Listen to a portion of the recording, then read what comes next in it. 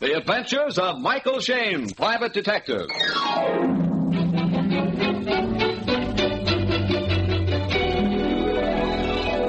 The people who make 76 gasoline and Triton motor oil, Union Oil Company, present The Adventures of Michael Shayne, Private Detective, starring Wally Mayer and Kathy Lewis.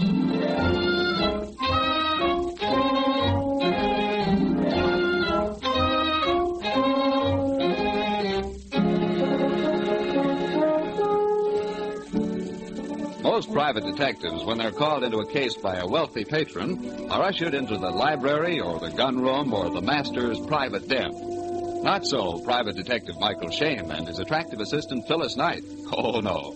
They find themselves at San Francisco's Cliff House to keep a date with, well, let Phyllis tell it, which she is doing without any of the poetry she knows so well. Now, there's no use arguing, Mike Shayne. If she weren't a blonde and good-looking, you'd have turned the case down. For the 1000th time, honey, I tell you, I haven't seen the girl. Oh, really? She isn't blonde, and I don't know whether or not she's good-looking. I'll bet. I only know, honey, that she's frightened. Mm-hmm. She said she was a brunette, 5'2", and wearing a Kelly green raincoat. Well, then there she is, staring out the window. Right, Angel. Well, leave us ankle over. You know, she does look scared. Oh, she saw us. Hey, does she know you? No, but I told her I was bringing you along, and there aren't any other couples around. Mr. Shayne and Miss Knight? Correct. You, Miss Jones? Well, no. Well, that is, I used that name over the phone, but my real name is Wright. Not Patricia Wright? Yes. Oh, then it was your brother. I mean, I read the article in the papers. Say, what is all this? My brother was killed Monday. The police said it was an accident. He fell over the cliff, they said, but... But you think he was killed deliberately? Yes. Murdered, in fact? Yes. Why? Well, I just know he was pushed over that cliff. And now, whom do you suspect? I don't know. My father's manager, Mr. Haberman, for one, and a Mr. Armstrong, a businessman dealing with my father, and... And your father? Well, yes. Well, not that I think my father killed my brother, no, but... Well, I am suspicious of some of my father's business dealings and very suspicious of some of his associates. Miss Wright, your brother was in the business with your father? Yes, and, well, he didn't approve of some of their deals. Did he complain to you or to your father, or both? Both. They've had bitter quarrels over some of their transactions. And how about you, Miss Wright? Are you afraid for your own life? Yes, terribly afraid. Okay, that settles it so far as I'm concerned. We'll take the case.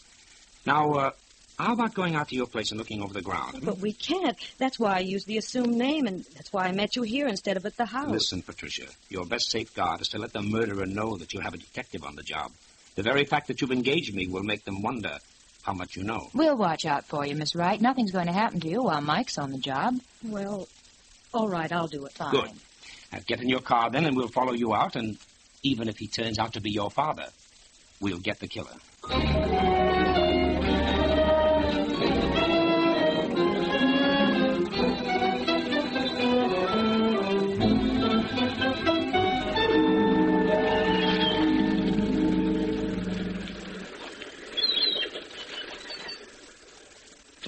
It's over here, just by that white post. That's where he fell. Uh-huh. Oh, boy. Did they take your brother's body away from the bottom of the cliff or bring it up here on ropes? They took it away from the bottom in a boat. I see. Was there much of a crowd here at the top? No. Why? Well, there are a lot of footprints here. The ground is pretty well tramped down. But there weren't any people here at all. This is private property. The murderer tramped the ground to confuse. Hey, wait a minute. What? What is it, Mike? Honey, you see those marks? Yeah? Those marks were made by a dead man's heels as his body was dragged to the edge of the cliff and thrown over. And the killer hid behind the tree? Yes, and probably hit his victim with a rock. Yeah. Patricia, did your brother have a date with anyone the night he was killed? Yes, with Mr. Haberman, Daddy's partner. Mr. Haberman came out to the house at 8 o'clock. Said that he'd made an appointment to meet my brother. But about 10 o'clock, he decided to go home. Just as he was leaving, the chauffeur came to the door and said that they'd found the body down on the rocks below the cliff. Was the chauffeur looking for your brother? No, we didn't know anything was wrong then. The chauffeur was out fishing and was just coming into the little cove when he saw a hat on the water. He turned the boat along the rocks and found my brother's body. The chauffeur is up at the house now? No, he left. He left? He left? What do you mean? Well, he's been doing a lot of drinking, and my brother fired him about a week ago. Oh, fine. We seem to be turning up suspects wherever we move. Yeah, right, Angel. Well, Miss Patricia, will you get your father's manager and Mr. Armstrong up to the house right away? Use any excuse at all. I'll get Inspector Faraday to find the chauffeur, and we'll have a little quiz contest with Mike Shayne as quizmaster.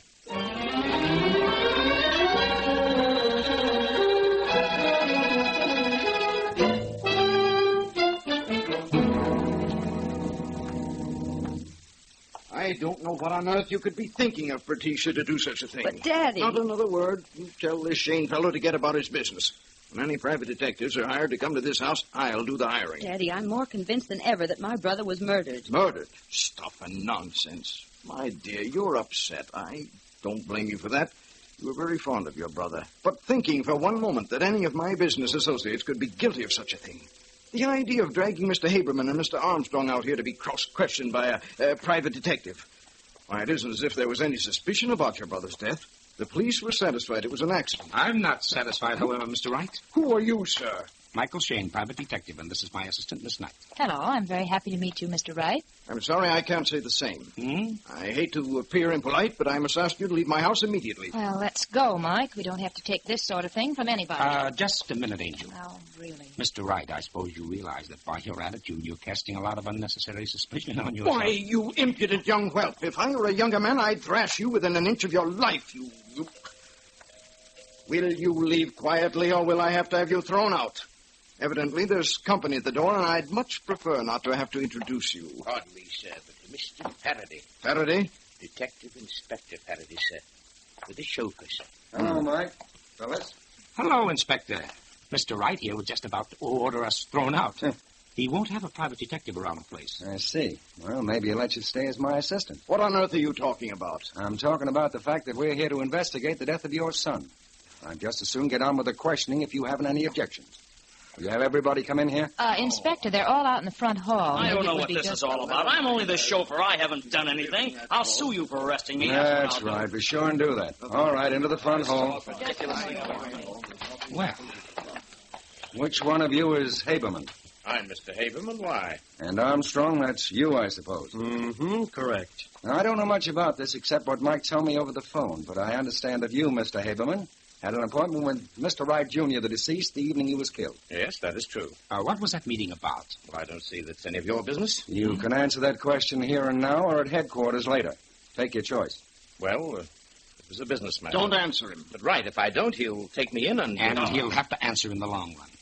It was business, and young Mr. Wright was going to tell you that he wouldn't play along with the kind of deal you and his father were cooking up, correct? Well, that's putting it rather strongly. He was a young fellow, too many idealistic ideas for the business world. I was quite certain I could straighten him out when we sat down and talked it over. And when he wouldn't listen, you threatened his life. Of course not. You didn't see him that night at all? No, I didn't. And you weren't anywhere near the top of the cliff between 8 and 10:30? I most certainly was not. Can you prove that? I can. I sat and talked with Mr. Haberman all evening. And Mr. Armstrong, I suppose you have an alibi, too? Well, I don't know. I think I was at a picture show that night, but I wasn't keeping track of my movements. I wasn't anywhere near this house, though. Mm-hmm. Oh, Inspector. Yes, Mike. Come here. I think we ought to do some checking on the murdered man's papers. We might find something that would give us a lead. You're probably right, Mike. Okay, you can all go now. But don't leave the place. We may want a few more answers before we leave. Miss Patricia. Yes, Inspector. Will you take us to your brother's room? We'll see what that leads us to.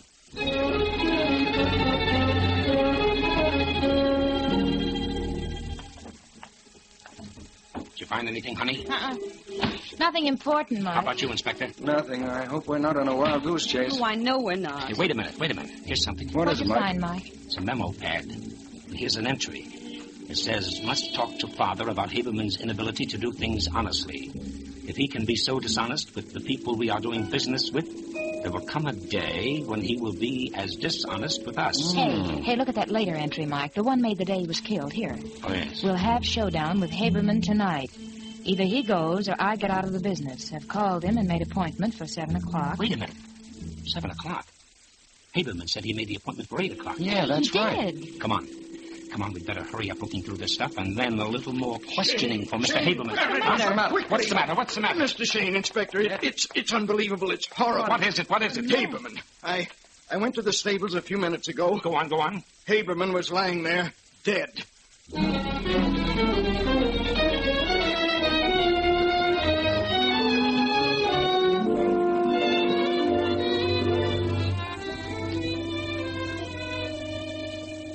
In just a moment, we'll rejoin Mike Shayne and his assistant Phyllis in their adventures. All of us know that some restaurants always seem to serve better food than others, even though their menus may read the same. The reason, of course, is simple. Better ingredients plus extra attention on the part of skilled help. The same principles apply to car lubrication.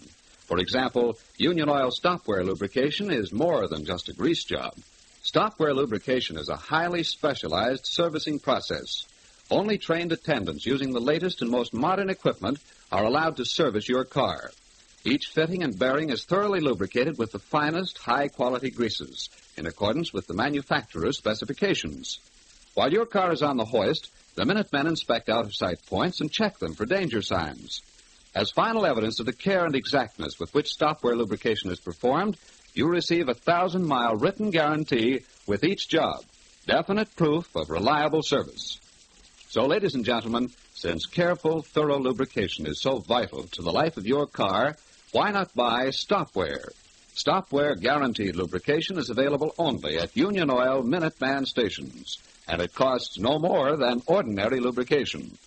Just look for the sign of the big orange and blue 76. Thank you.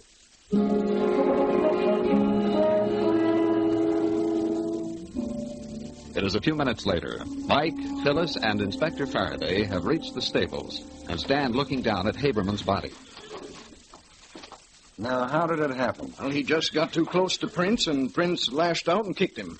I found him lying here when I came by. Was anybody else around the stables? Yes, Armstrong was here, and the groom and the gardener. Isn't it a bit odd that everyone should gather at the stables? No, I don't think so.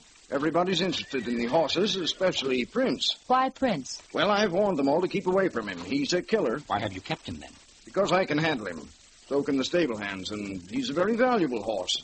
He just lashes out at strangers or people who don't talk to him as they approach him.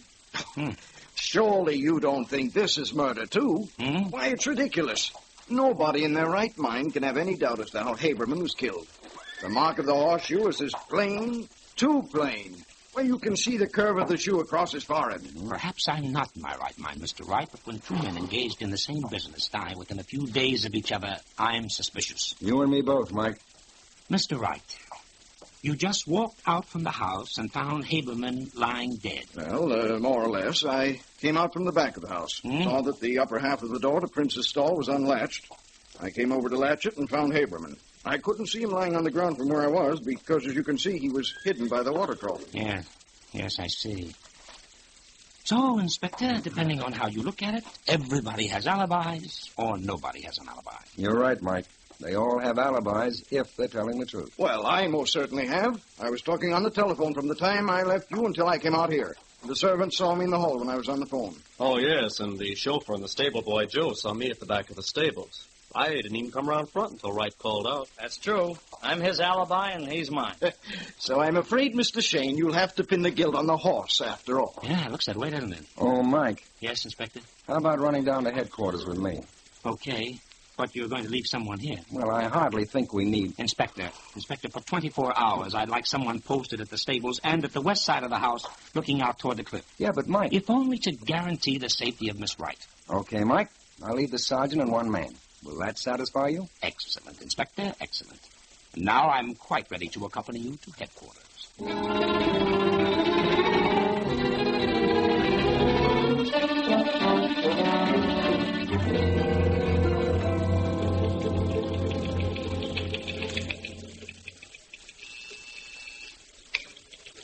Okay, here you are, Inspector. Report on a threatening telegram. A threatening wire addressed to Haberman was handed in at San Francisco's main office. No one remembers what the man looked like. They paid no attention. Okay. Follow through on the chauffeur, will you? Yes, sir. Well, it's not much help. Why don't you give up, Mike? After all, we're just following nothing but a hunch from that girl, Patricia. No, that's right, Mike. I admit it's a bit gruesome having two deaths in the same household, but it's happened before. Oh, there's something wrong about the whole thing. What do you mean, Mike? Well, As I see it, the father, Mr. Wright, isn't above entering into shady deals. No, that seems apparent. So one can legitimately assume that his manager, Haberman, wasn't averse to entering into the same sort of deal. We don't have to assume that.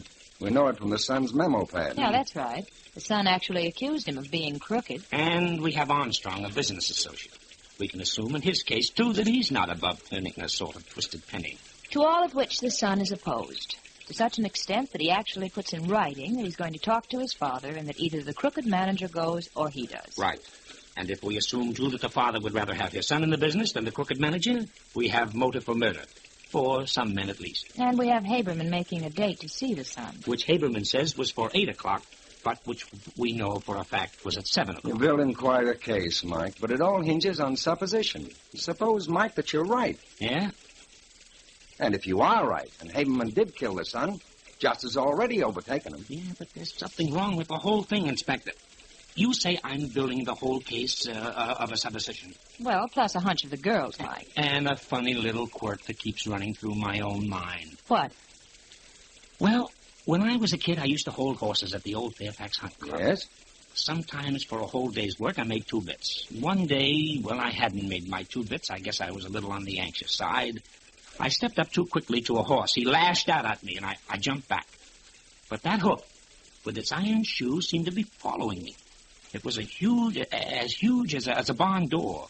A great big black iron shoe that would mash my face in from chin to forehead. A great big letter U coming at... Go on, go on. Wait a minute, a big U. That's it, that's what's wrong with the picture. Oh, what a blockhead I've been. Say, what goes? What is it, Mike? Oh, come on. Can't you picture Haberman lying there on the ground by the stable? Well, sure I can, Don't you remember what Wright said? The mark of the horseshoe is as plain, too plain. You can see the curve of the shoe across his forehead. I remember him saying that, but what on... Mike, you're right. Well, I don't get it. Huh? Yes, I do. Haberman would have had to be standing on his head for the horseshoe to have left a mark like that. Atta girl, honey, the mark was upside down. Come on. Back to the Wright stables as fast as that squad car of yours will take us, Faraday.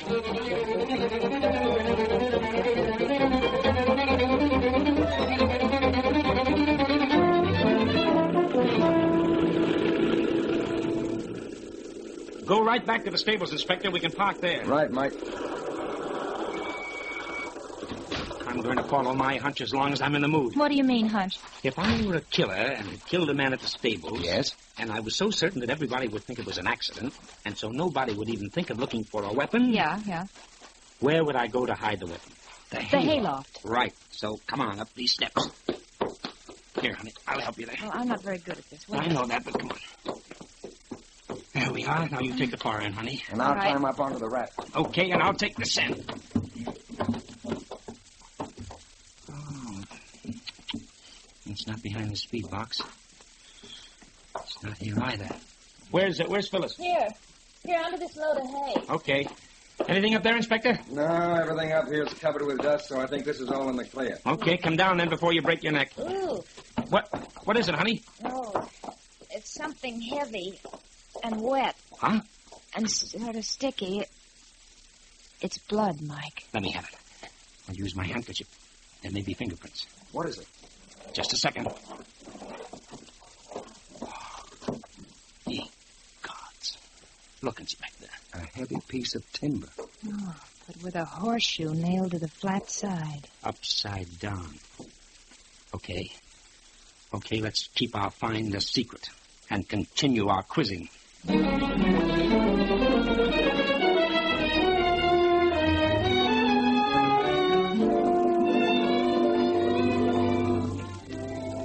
We'll rejoin Mike Shayne, Phyllis Knight, and Inspector Faraday in their search for the killer in just a moment. We'd like you to listen for a moment to one of the most sickening sounds of modern life.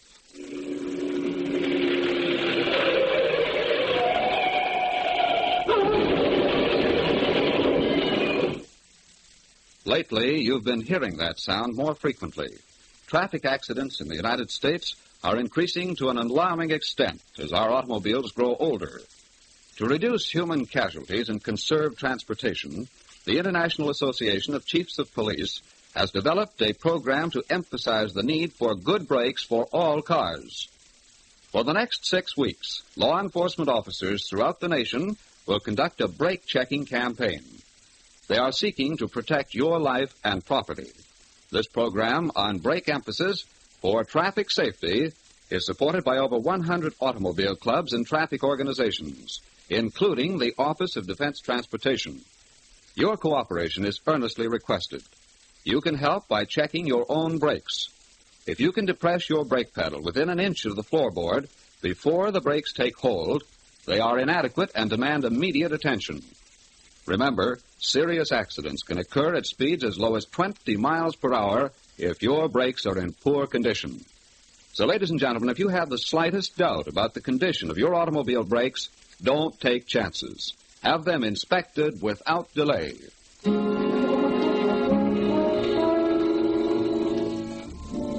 Mike, Phyllis, Inspector Faraday, and Patricia Wright are in the library waiting for the members of the household to put in an appearance.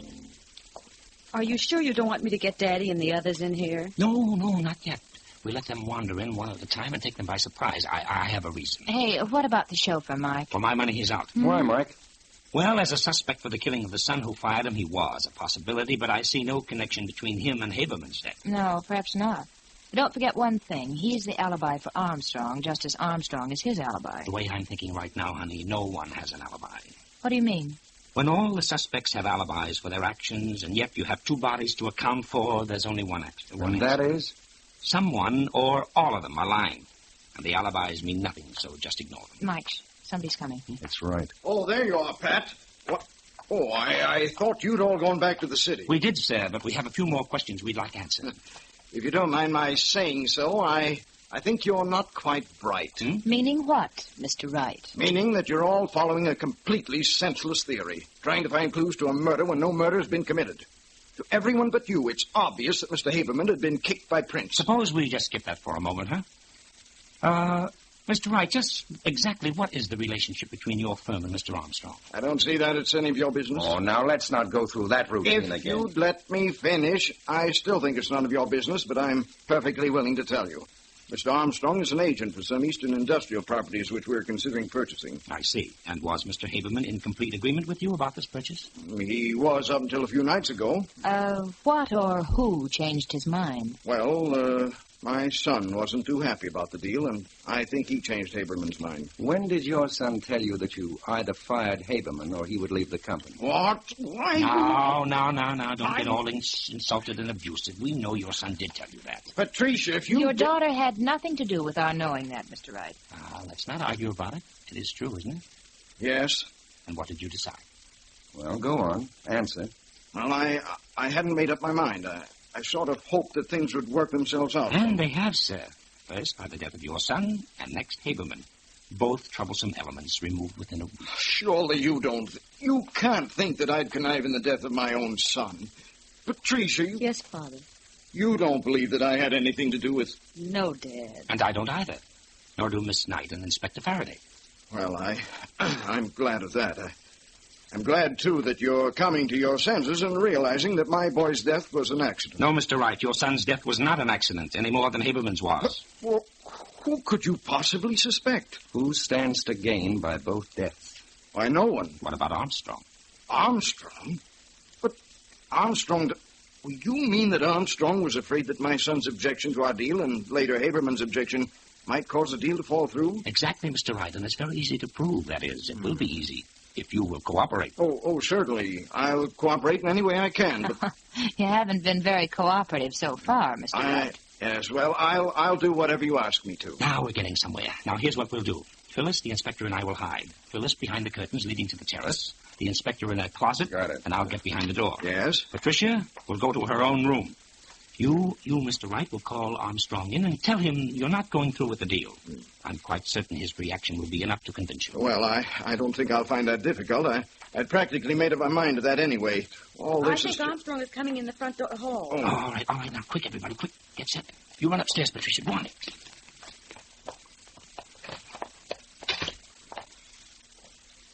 Okay, Wright. Call him in. That you, Armstrong?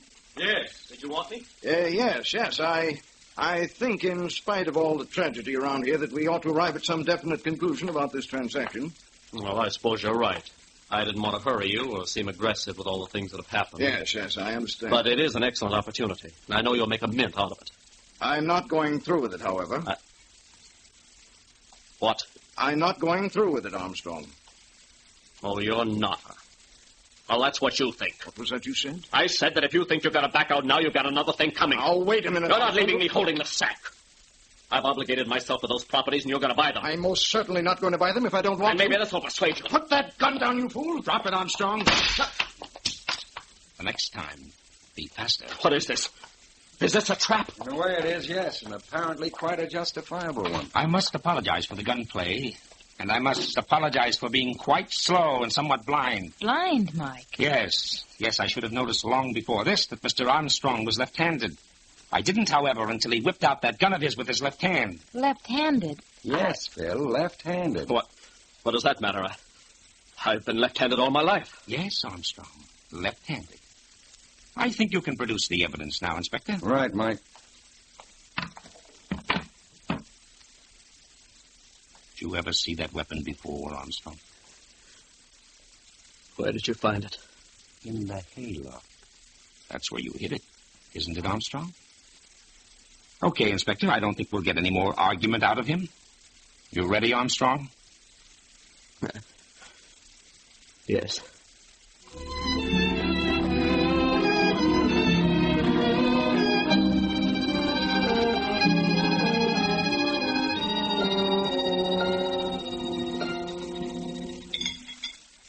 You want some more coffee, Inspector? No, thanks, Phyllis. That was an excellent dinner. Oh, say that again. Angel's a good cook. Flatterer. As well as being good at poetry review. Oh.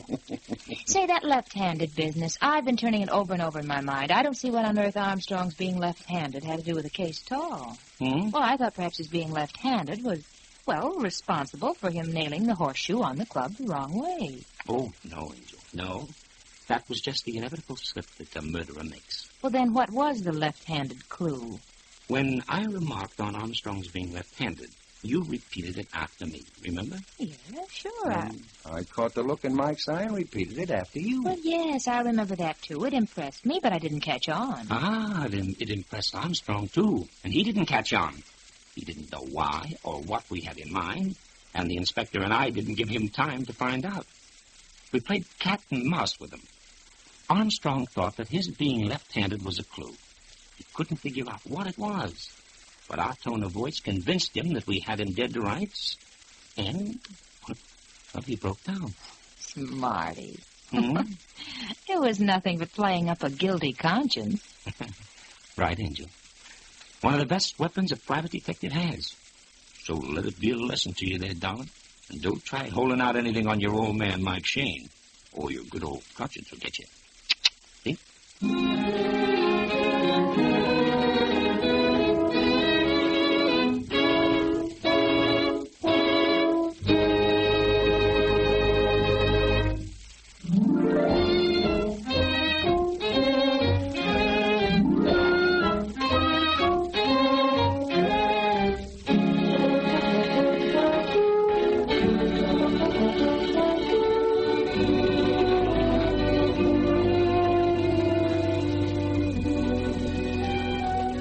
Tune in again next week at 8:30 for another adventure with Michael Shayne, Private Detective, starring Wally Mayer and Kathy Lewis, and Joe Forte as Inspector Faraday. Tonight's story was written and produced by David Taylor and based on the character created by Brett Halliday. Music was composed and directed by Bernard Katz. This is John Lang saying goodnight for the people who make 76 gasoline and Triton Motor Oil. Union Oil Company.